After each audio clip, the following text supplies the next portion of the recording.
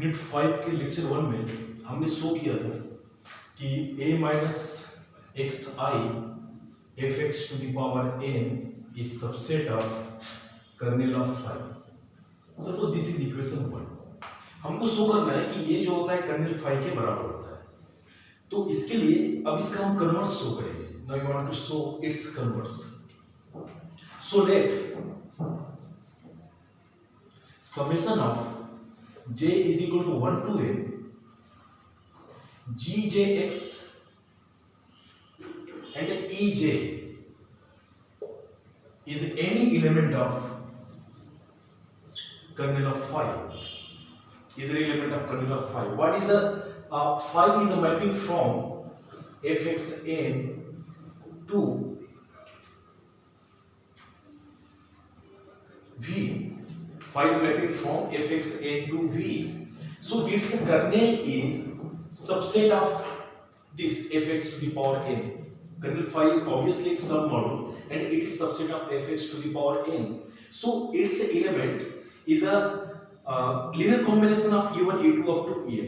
क्योंकि इसका हम मान के चल रहे हैं कि e1 e2 en इसका बेसिस है, तो इसके भी एलिमेंट्स को हम e1 e2 en के लिनियर कॉम्बिनेशन के फॉर्म में लिख सकते हैं।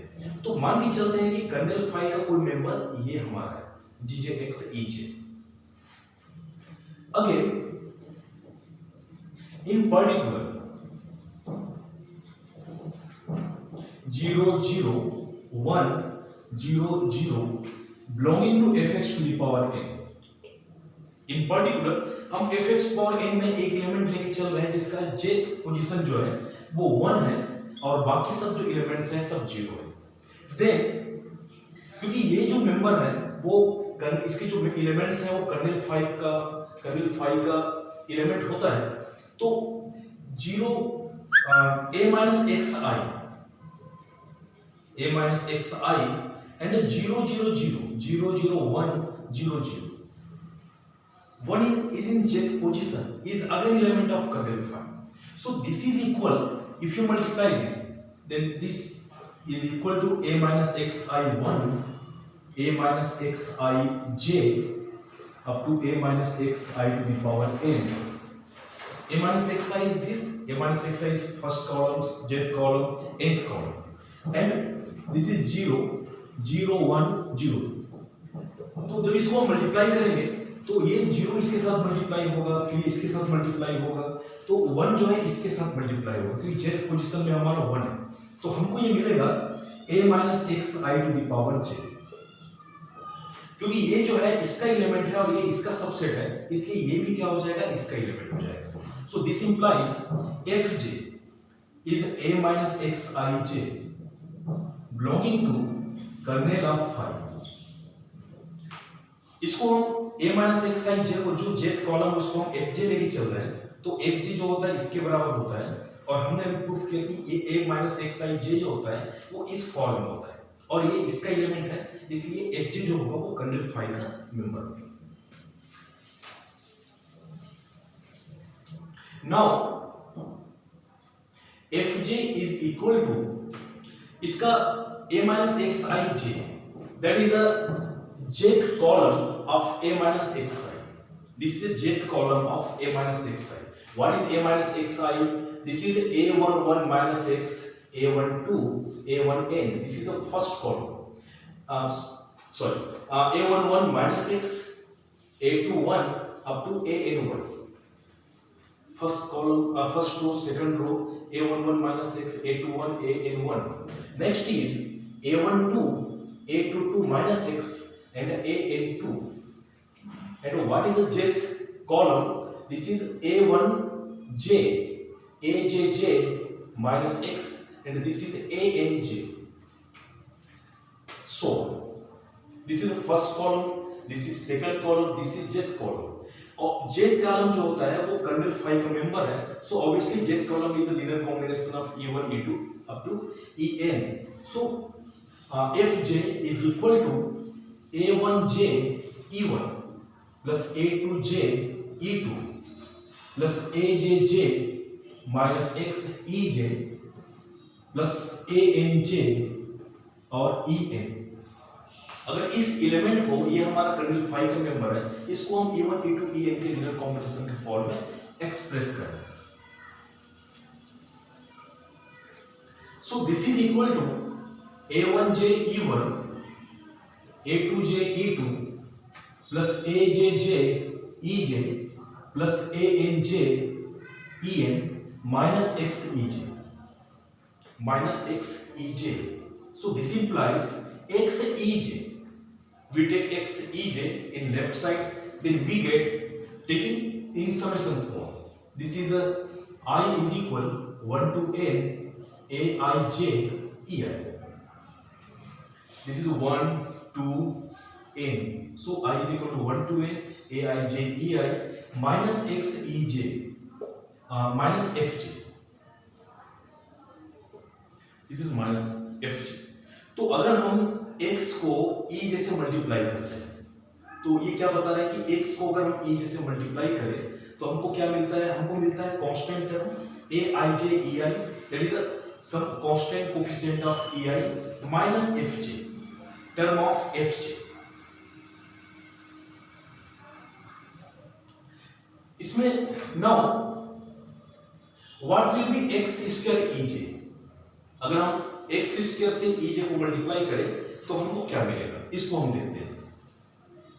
This is summation of I is equal to 1 to n aij x ei minus x fj। So this is summation of I is equal to 1 to n aij summation xei is form of this। तो यहां पर क्योंकि हमें I symbol पहले से लेके चल रहा है तो सिंबल हम यहां पर k लेके चलते हैं, k is equal to 1 to n, j के बदले यहां पर j आ जाता है तो ये हो जाएगा aki और ये आपका आ जाएगा ek माइनस, अब यहां से x ej तो minus fj, that is a minus fi, क्योंकि हम निकालना चाह रहे हैं x ei निकालना चाह रहे हैं, and this is minus xfj।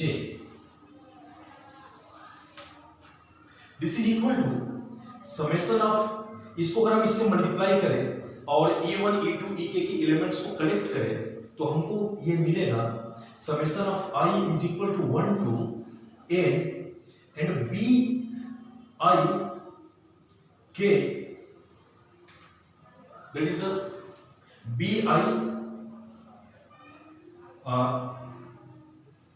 I is equal to 1 to n bi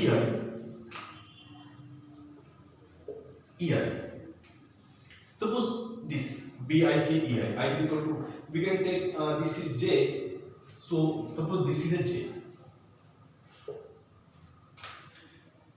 पूरे एलिमेंट्स को आप मल्टीप्लाई करके फिर कलेक्ट करिए और जो e1 की जो कोएफिशिएंट आएगा उसको हम bij, क्योंकि हम यहाँ पर j लेके चल रहे हैं तो उसके इसमें जो पहले जो e1 की जो कोएफिशिएंट्स आएगा उसको हम b1 j लेके चलेंगे, फिर b2 j लेके चलेंगे, इस प्रकार अप टू माइनस, अब यहाँ से हम प्लस लेके चल रहे हैं। अब ये कोएफिशिएंट्स इसके साथ मल्टीप्लाई होगा और fj के साथ वो फिर कंबाइन होगा। अब हम क्या करते हैं f1 f2 fj, इस fn की जो कोएफिशिएंट्स को हम कलेक्ट करें, this is I is 1 to n, तो हमको मिल जाएगा summation of I is equal to 1 to n और इसके जो कोएफिशिएंट्स होंगे aij xfj, तो जब j टर्म रहेगा उसके साथ ये भी कांस्टेंट आएगा और माइनस x आएगा, इसलिए f1 f2 fn के जो कोएफिशिएंट्स होंगे वो इस प्रकार होंगे hix और यहाँ पर हम इसको लेके चल रहे हैं fi। अगर आप ये करें तो x square ej is nothing but ei and coefficients of some constant term and fi और इसके जो कोएफिशिएंट्स है hix, ये पॉलिनोमियल्स होंगे, ei का कांस्टेंट टर्म रहेगा और ये पॉलिनोमियल होगा। फिर अगर हम इसको x क्यूब से मल्टीप्लाई करेंगे तो ये कांस्टेंट टर्म आएगा, ये पॉलिनोमियल चेंज हो जाएगा। इस प्रकार अगर हम ये ऑपरेट करें, now summation of I is equal to 1 to n या j is equal to 1 to n gjx and ej जो हम लेके चल रहे हैं, ये जो हम कर्नल फाई में हम मेंबर लेके चल रहे हैं, तो अगर इस प्रकार जब हम पॉलिनोमियल को मल्टीप्लाई करते हैं तो हमको ei का कांस्टेंट टर्म, इसे फिर से आप x मल्टीप्लाई करें, अब एक दो चाहे तो आप प्रैक्टिस करके आप देख सकते हैं। तो इसको जब हम सॉल्व करेंगे तो लास्ट में हमको इस प्रकार टर्म मिलेंगे, summation of j is equal to 1 to n hjx and fj plus जो कोफिशिएंट्स है, ये h1 x4 को जरूरी नहीं, ये कुछ भी हो सकता है, या जस्ट हमने एक सिंबल लिया है। We can also change this, suppose this is kjx, क्योंकि यहाँ पर हम hix लिख रहे हैं तो इसको हमने ले लिया kjx fj plus constant summation of j is equal to 1 to n cj and ej।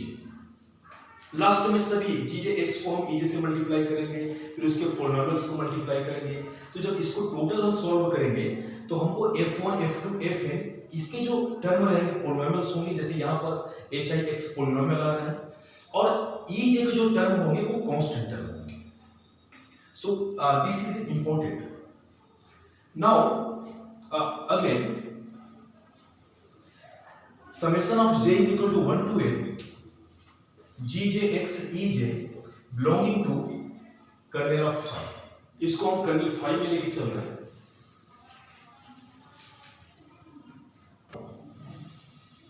fj belonging to kernel phi, हमने शुरू में वो प्रूफ किया है कि fj जो होता है कर्नेल फाई का मेंबर होता है, और कर्नेल फाई जो है fx to the power n उसका एक सब मॉड्यूल है।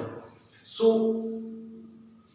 kjx fj is again belonging to kernel phi, क्योंकि कर्नेल ऑफ फाई जो है एक सब मॉड्यूल होने के कारण, and this implies summation of j is equal to 1 to n kjx fj belonging to kernel phi.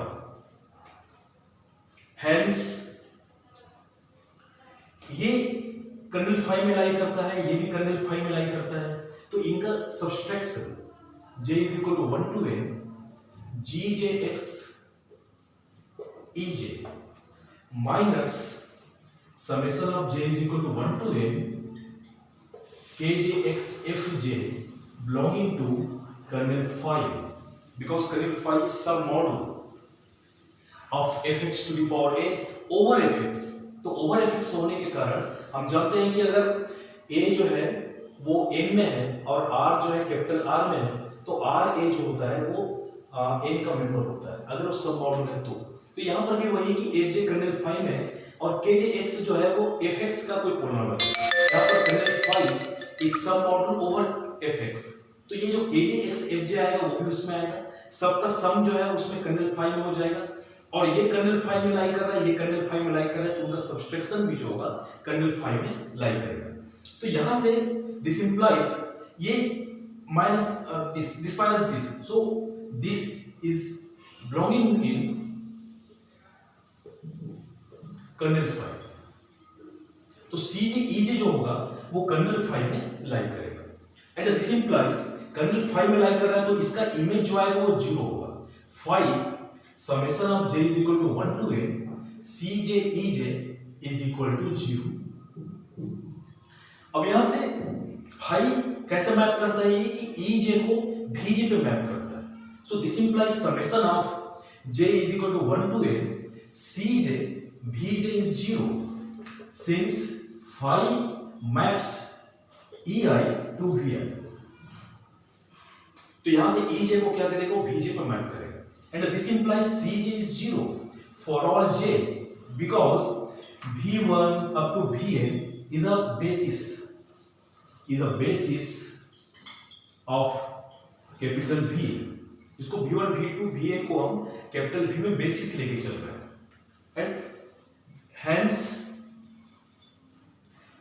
summation of gjx fj j is equal to 1 to n ये बराबर हो जाएगा summation of j is equal to 1 to n और kjx fj। यहाँ जो term जो है cj ej वो 0 हो जाएगा क्योंकि cj का मान 0 है,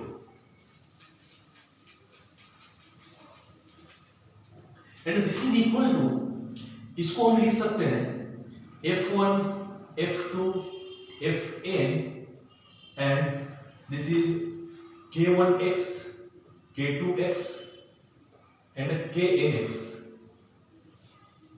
इसको अगर हम एक्सप्लेन करें तो ये हमको मिलेगा k1x f1, k2x f2, knx fn. तो इसको हम मैट्रिक्स फॉर्म इस प्रकार लिख सकते हैं, that is f1 k1x f2 k2x, and this is a minus xi. f1 is the first column of a minus xi, this is second column. So putting all values in this, then we get a minus xi, and this is k1x up to knx, and this is belonging to a minus xi and fx to the power n. ये जो है a minus xi यहाँ पर हो जाएगा, और ये k1x knx n tuple है, तो ये fx पावर n का मेंबर होगा. तो हमने लिया था उसको कर्नेल फाई में, और हमने शो कर दिया this implies summation of j is equal to 1 to n gjx fj belonging to a minus xi and fx to the power n. So kernel of phi is subset of a minus xi fx to the power n. इसको हम equation 2 ले लेते हैं. From 1 and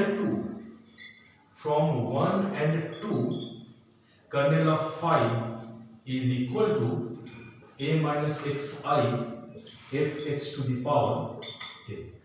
हमने show कर दिया कि kernel phi जो होता है वो a minus xi fx to the power n के बराबर होता है. Here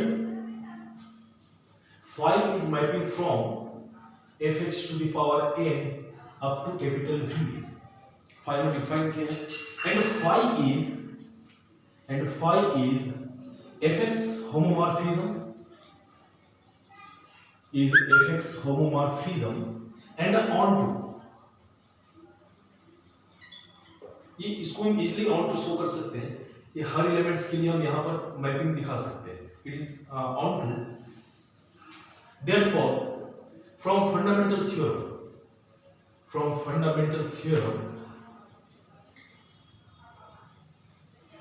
of R homomorphism,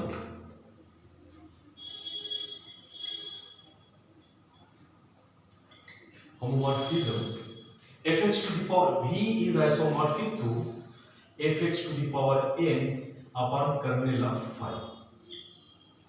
So this is fx to the power n kernel of phi, and this is equal to fx to the power n. हमने kernel phi को भी show किया है कि ये बराबर होता है a minus xi and fx to the power n. ये इसके बराबर होता है. So v is isomorphic to this.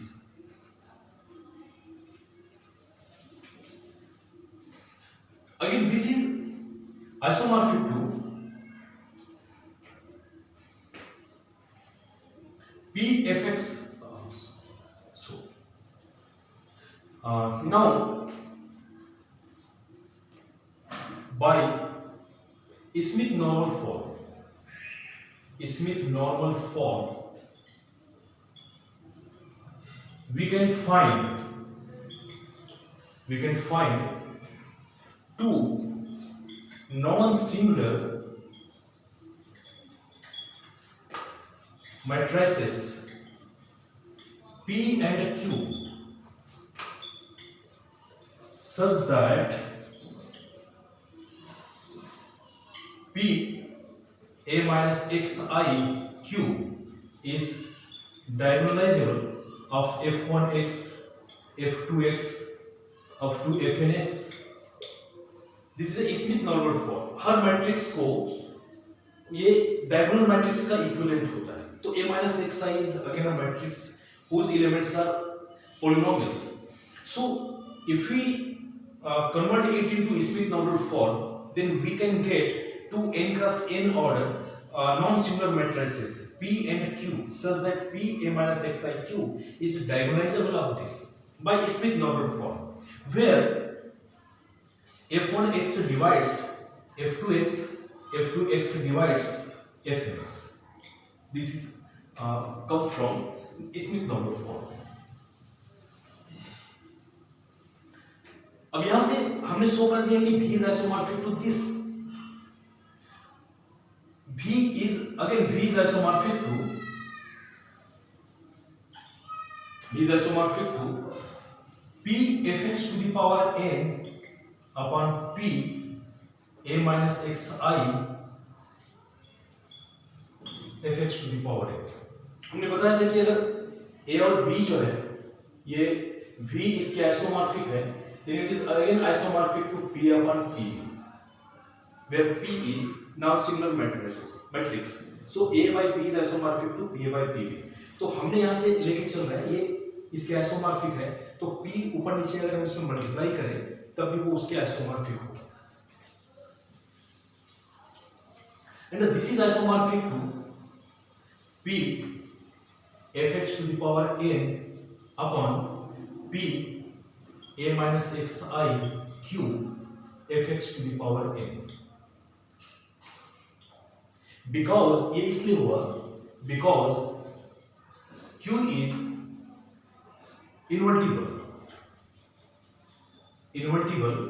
matrix, so q fx n is equal to fx to the power n. जैसे हम यहाँ पर t लेके चल रहे हैं, t is suppose t is a linear transformation from v to v. If t is invertible, so t is 1 1 on 2. So what is mapping of tv is just v. tv is just v.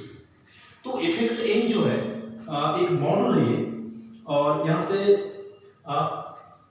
q is a linear matrix is like a linear transformation.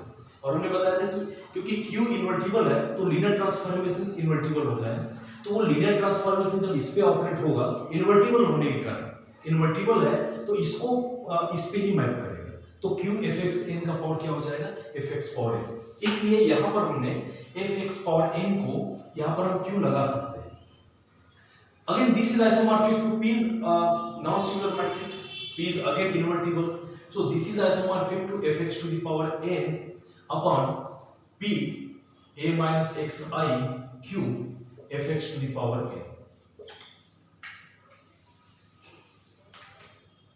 That is V is isomorphic to this. यहाँ से फिर P हम P fx power n को fx to the power n ले सकते हैं. And this is equal to fx to the power n P a minus xi q. This is a matrix f1x f2x up to fnx, f1x f2x up to fnx, and fxn is fx up to fx, and this is equal fx to the power n. This is isomorphic to fx to the power n f1x multiply by f1x f of x plus f2x f of x plus fnx f of x. This is so this is a direct sum. This is isomorphic to direct sum of this.